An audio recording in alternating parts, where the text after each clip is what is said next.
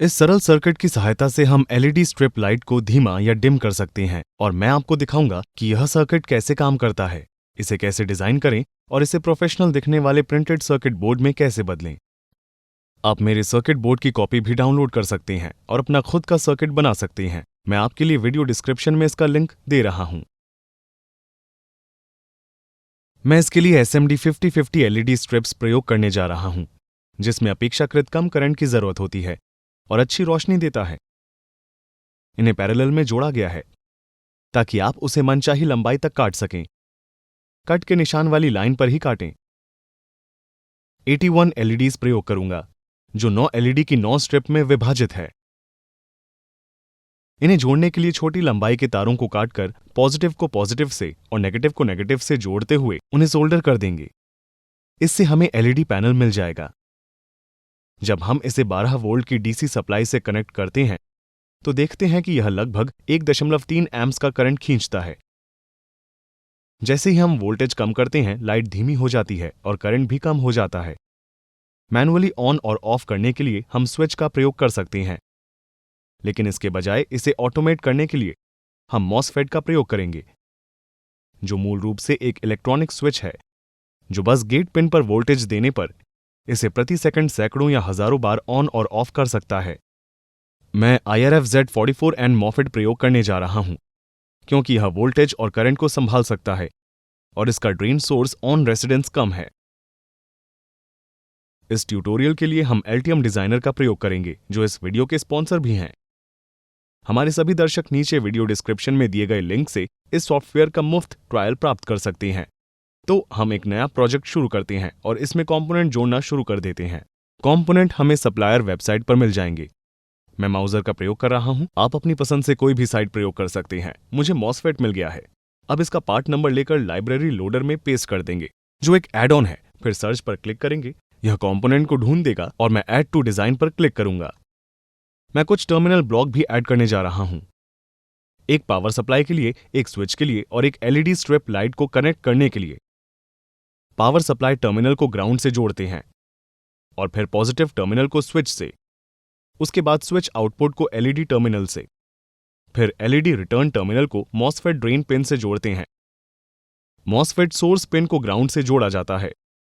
हम pulse width modulation signal द्वारा MOSFET को नियंत्रित करेंगे और ऐसा करने के लिए हम एक सरल 555 टाइमर का प्रयोग करेंगे।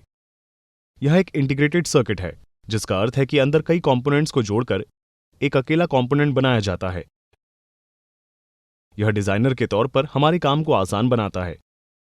कंपोनेंट में 8 पिन्स होती हैं, जिनका अलग अलग काम होता है। हम कंपोनेंट ढूंढेंगे और अपने सर्किट में जोड़ देंगे। आमतौर पर मॉसफेट करंट का प्रवाह रोकता है, लेकिन यदि हम गेट पिन पर वोल्टेज दें तो यह करंट को बहने देगा और LED प्रकाशित हो जाएगी। वोल्टेज जितनी अधिक होगी, करंट भी उतना ही अधिक होगा और LED उतनी ही तेज चमकेगी। 555 टाइमर मॉसफेट को पिन 3 से वोल्टेज देगा। यह पल्स के रूप में भेजा जाता है। हर पल्स एक अवधि तक रहती है।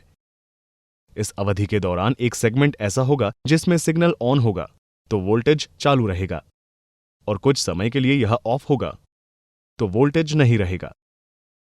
इसलिए हर अवधि में मॉसफेट को एक औसत वोल्टेज मिलती रहेगी। ऑन पल्स जितनी चौड़ी होगी, औसत वोल्टेज भी उतना अधिक होगा, जिससे मॉसफेट में अधिक करंट बहेगा और LED में अधिक रोशनी होगी। यह पल्स विड्थ मॉड्यूलेशन है, क्योंकि हम पल्स की चौड़ाई को मॉड्यूलेट कर रहे हैं। 555 टाइमर पर वापस आते हैं। पिन 8 कंपोनेंट की पावर सप्लाई है, इसलिए इसे पॉजिटिव ट्रैक से कनेक्ट कर देते हैं। पिन 1 कंपोनेंट का ग्राउंड है, इसलिए इसे ग्राउंड से जोड़ देते हैं। पिन 4 भी पावर सप्लाई से जुड़ी है या रीसेट पिन है। यदि इस पिन की पावर सप्लाई में बाधा आती है तो 555 टाइमर रीसेट हो जाएगा। हम ऐसा नहीं चाहते, इसलिए इसे लगातार ऊर्जा दी जाती है। पिन 5 कंट्रोल वोल्टेज पिन है, जो टाइमर को ओवरराइड करने के लिए इस्तेमाल की जा सकती है। इस सर्किट के लिए हम इसका वैसा प्रयोग नहीं करेंगे, तो इसे 0.1 माइक्रोफैरेड सिरेमिक कैपेसिटर के माध्यम से ग्राउंड से कनेक्ट कर देते हैं। यह नॉइज या फ्रीक्वेंसी को हटाकर गलती से ओवरराइड होने से रोकता है। पिन 3 आउटपुट है, जो मॉसफेट से कनेक्ट है। आमतौर पर यहां से काफी कम करंट बहता है, लेकिन मॉसफेट के फेल हो जाने पर भारी मात्रा में करंट खींच सकता है और 555 टाइमर को नष्ट कर सकता है। तो इसकी सुरक्षा करने तथा करंट की मात्रा सीमित करने के लिए हम 1 किलो ओम का रेजिस्टर लगा देते हैं। जब मॉसफेट ऑन होगा तो थोड़े इलेक्ट्रॉन अंदर स्टोर हो जाएंगे। मॉसफेट को ऑन करने के लिए हमें इन्हें डिस्चार्ज करना होगा, इसलिए 1 किलो ओम के बाद 10 किलो ओम का रेजिस्टर लगाएंगे और इसे ग्राउंड से कनेक्ट कर देंगे। हम इससे छोटा रेजिस्टर भी लगा सकते हैं, लेकिन यह ठीक काम करेगा। 555 टाइमर के अंदर पिन 8 और पिन 1 के बीच में हमारे पास 5 किलो ओम के रेजिस्टर्स सीरीज में जुड़ते हैं। पिन 8 पर लगभग 12 वोल्ट्स की पावर सप्लाई दी जाती है। हर रेजिस्टर 1/3 वोल्टेज ड्रॉप देता है, तो यहां पर हमें 8 वोल्ट्स और यहां पर 4 वोल्ट्स मिलेंगे। इन्हें रेफरेंस के तौर पर प्रयोग करेंगे। रेजिस्टर से 2 कंपैरेटर्स जुड़े हैं। कंपैरेटर में एक पॉजिटिव और एक नेगेटिव इनपुट और एक अकेला आउटपुट है। पहला कंपैरेटर नेगेटिव इनपुट के जरिए रेजिस्टर से कनेक्ट है। पॉजिटिव इनपुट पिन 6 से कनेक्ट है, जो थ्रेशहोल्ड पिन है। कंपैरेटर 2 पॉजिटिव इनपुट के जरिए रेजिस्टर से कनेक्ट है। इसका नेगेटिव इनपुट ट्रिगर पिन 2 से जुड़ा है। कंपैरेटर अब 2 भिन्न वोल्टेज से कनेक्ट है, तो यह उनकी तुलना कर सकता है। यदि positive input voltage negative input से अधिक है, तो इसका आउटपुट हाई सिग्नल या पॉजिटिव वोल्टेज होगा। यदि negative input voltage positive input voltage के बराबर या उससे अधिक है, तो इसका आउटपुट लो सिग्नल या 0 वोल्टेज होगा। हम पिन 2 और 6 को एक साथ कनेक्ट कर देंगे ताकि वोल्टेज समान रहे। कंपैरेटर का आउटपुट एक दूसरे आंतरिक कंपोनेंट फ्लिप फ्लॉप से कनेक्ट होता है। पहला कंपैरेटर रीसेट नाम के इनपुट से जुड़ा होता है और दूसरा कंपैरेटर सेट नाम के इनपुट से कनेक्ट होता है। इसमें नॉट क्यू नाम का एक आउटपुट भी होता है। फ्लिप फ्लॉप में जब कंपैरेटर 1 से हाई सिग्नल मिलता है, तो यह हाई सिग्नल का आउटपुट देता है। फ्लिप फ्लॉप में जब कंपैरेटर 2 से हाई सिग्नल मिलता है, तो यह लो सिग्नल का आउटपुट देता है। यदि दोनों कंपैरेटर्स लो सिग्नल देते हैं, तो फ्लिप फ्लॉप बदलता नहीं है और जारी रहता है। यह फिर इन्वर्टर नाम के एक और कंपोनेंट से गुजरता है, जो दिए गए सिग्नल को इन्वर्ट कर देता है या उलट देता है। यदि हम पिन 2 और 6 पर 3.9 वोल्ट जैसी कम वोल्टेज दें, तो कंपैरेटर 1 लो सिग्नल का आउटपुट देगा और कंपैरेटर 2 हाई सिग्नल आउटपुट देगा। इससे टाइम इंटरवल शुरू हो जाएगा। Flip flop low signal output देगा, इन्वर्टर हाई सिग्नल आउटपुट देगा। वोल्टेज बढ़ाने पर मान ले 6 वोल्ट, कंपैरेटर 1 और 2 लो सिग्नल आउटपुट देंगे। फ्लिप फ्लॉप में कोई बदलाव नहीं होगा, टाइमिंग जारी रहेगी। लेकिन 8 वोल्ट पर कंपैरेटर 1 हाई सिग्नल आउटपुट देगा और कंपैरेटर 2 लो सिग्नल आउटपुट देगा। अब फ्लिप फ्लॉप का आउटपुट उलट जाएगा और आउटपुट हाई हो जाएगा। यह टाइमिंग को रीसेट कर देगा। जब तक कि वोल्टेज गिरकर 4 वोल्ट तक नहीं पहुंच जाता, फ्लिप फ्लॉप का आउटपुट समान रहेगा। कंपैरेटर 1 लो सिग्नल आउटपुट देगा और कंपैरेटर 2 हाई सिग्नल। यह टाइमर को फिर से शुरू कर देगा। जब पिन 2 और 6 पर वोल्टेज बढ़ती और घटती है, तो 5-5-5 टाइमर का आउटपुट बदलता है। इसलिए वोल्टेज को नियंत्रित करने और इस तरह टाइम इंटरवल को नियंत्रित करने के लिए हम पिन 2 और 6 को कैपेसिटर से कनेक्ट कर देंगे। जब कैपेसिटर को पावर सप्लाई से जोड़ते हैं, तो यह तुरंत बैटरी वोल्टेज पर पहुंच जाता है। लेकिन यदि हम इसे रेजिस्टर से जोड़ दें, तो रेजिस्टर चार्जिंग टाइम को धीमा कर देता है। रेजिस्टर जितना बड़ा होगा, संग्रहित वोल्टेज बढ़ने में उतना अधिक समय लगेगा। अपने कैपेसिटर को चार्ज करने के लिए हमने फिक्स 1 किलो ओम का रेजिस्टर और 100 किलो ओम का पोटेंशियोमीटर लिया है।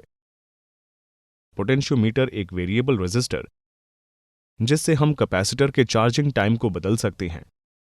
टाइमर को फिर से शुरू करने के लिए हमें कैपेसिटर को डिस्चार्ज भी करना पड़ेगा। तो अलग अलग चार्ज और डिस्चार्ज पाथ बनाने के लिए 2 डायोड्स जोड़ देंगे। सर्किट के इस हिस्से में करंट बहुत ही कम है, क्योंकि रेजिस्टर्स किलो ओम की रेंज में है। हम 2 1N4148 डायोड्स का प्रयोग करेंगे, जिनका फॉरवर्ड करंट लगभग 300 मिली एम्प्स है, जो इस एप्लीकेशन के लिए ठीक है। हम 10 नैनोफैरेड का सिरेमिक कैपेसिटर लेंगे। थोड़ी देर में देखेंगे कि ऐसा क्यों। अब इन कंपोनेंट्स को सर्किट में जोड़ देते हैं। फिर डायोड्स को फिक्स रेजिस्टर और पोटेंशियोमीटर की पिन 1 और 3 से जोड़ते हैं। फिर कैपेसिटर को ग्राउंड और 555 टाइमर के पिन 2 और 6 तथा पोटेंशियोमीटर के पिन 2 से भी कनेक्ट करते हैं। पिन 7 डिस्चार्ज पिन है जो हमारे टाइमिंग कैपेसिटर से जुड़ती है। 555 टाइमर के अंदर फ्लिप फ्लॉप का आउटपुट आंतरिक ट्रांजिस्टर की गेट पिन से कनेक्ट होता है। यह कैपेसिटर से ग्राउंड तक करंट के प्रवाह को नियंत्रित करता है। जब फ्लिप फ्लॉप आउटपुट लो होता है, ट्रांजिस्टर ऑफ होता है, इसलिए कैपेसिटर चार्ज हो जाता है और वोल्टेज बढ़ने लगता है।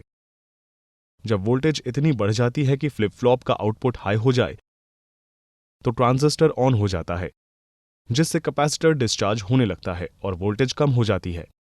जब यह 4 वोल्ट तक गिर जाती है तो कैपेसिटर फिर से चार्ज होने लगता है और 8 वोल्ट पर पहुंचने पर डिस्चार्ज हो जाता है।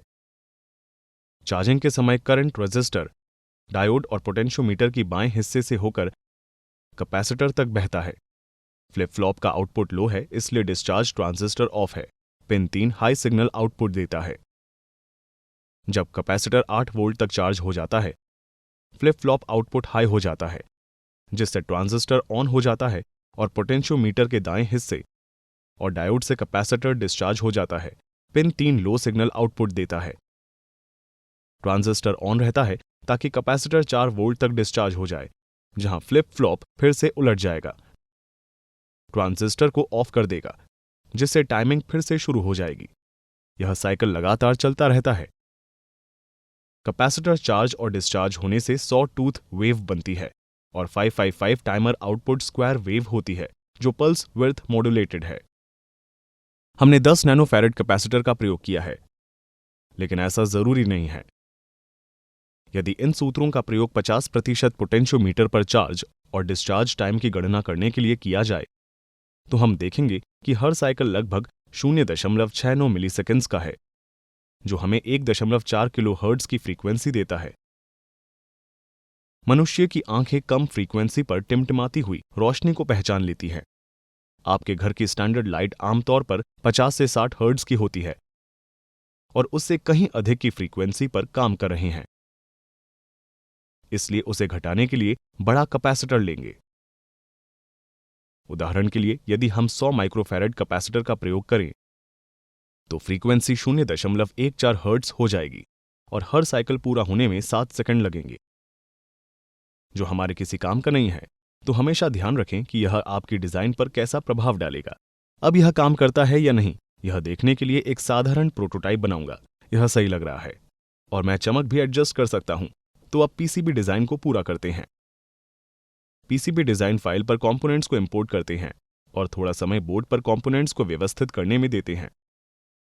बोर्ड का आकार निश्चित करेंगे और एनोटेशंस जोड़ेंगे। फिर सभी चीजों को कनेक्ट करने के लिए रूट जनरेट करेंगे। फिर अधिक वोल्टेज और सर्किट के करंट एरिया के लिए रूट की चौड़ाई बढ़ा देंगे। रूट चेक करें और जरूरत पड़ने पर उन्हें मूव करें। जब आप पूरी तरह संतुष्ट हो जाएं तो पॉलीगॉन बनाएं और जर्बर फाइल्स एक्सपोर्ट कर दें। अब हम सर्किट बोर्ड प्रिंट करने के लिए तैयार हैं। हम जेएलसी पीसीबी का प्रयोग करने जा रहे हैं, जिन्होंने इस वीडियो को स्पॉन्सर किया है। वे $2 में 5 सर्किट बोर्ड्स का शानदार ऑफर देते हैं। मैं नीचे वीडियो डिस्क्रिप्शन में इसका लिंक दे रहा हूं, कृपया उसे चेक करें। याद रखें, आप मेरी डिजाइन फाइल डाउनलोड भी कर सकते हैं। नीचे वीडियो डिस्क्रिप्शन में इसका लिंक है। अब हम लॉगिन करके अपनी जर्बर फाइल्स अपलोड करेंगे। कुछ सेकंड बाद सर्किट का प्रीव्यू स्क्रीन पर दिखेगा। हम डिजाइन को विभिन्न रंगों और मटेरियल चुनकर कस्टमाइज कर सकते हैं, लेकिन डिफॉल्ट ही रहने दूंगा और इसे कार्ट में सहेजूंगा। फिर सीधे चेकआउट पर जाकर अपने पते का विवरण भरता हूं और फिर पोस्टेज विकल्प चुनता हूं। लागत कम करने के लिए आप पोस्ट का विकल्प चुन सकते हैं, लेकिन मुझे यह जल्दी से चाहिए तो मैं एक्सप्रेस पोस्टेज चुन रहा हूं। फिर हम ऑर्डर जमा करेंगे और भुगतान करेंगे। कुछ दिनों बाद पोस्ट से हमारा सर्किट बोर्ड आ जाएगा। बोर्ड बहुत अच्छा लग रहा है, मैं इससे काफी खुश हूं। अब कंपोनेंट्स को बोर्ड पर सोल्डर करना शुरू करते हैं। मैं केंद्र से शुरू करके बाहर की तरफ आऊंगा। कुछ कंपोनेंट्स मुश्किल हैं, उनको अपनी जगह रखने के लिए हम टेप का प्रयोग करते हैं और कुछ ही मिनटों के बाद हमारा परफेक्ट सर्किट बोर्ड तैयार है। अब टेस्ट करने के लिए हम लाइट को टर्मिनल और पावर सप्लाई से कनेक्ट कर देंगे। सर्किट बोर्ड को पावर देने के लिए मैं स्विच ऑन करूंगा और फिर मैं जैसे जैसे पोटेंशियोमीटर को एडजस्ट करूंगा, लाइट की चमक बढ़ेगी या घटेगी। इलेक्ट्रॉनिक्स इंजीनियरिंग सीखते रहने के लिए स्क्रीन पर दिए गए किसी भी वीडियो को देखें और मैं आपसे अगले वीडियो में मिलूंगा। हमें फेसबुक, इंस्टाग्राम, लिंक्डइन के साथ साथ engineeringmindset.com पर फॉलो करना न भूलें।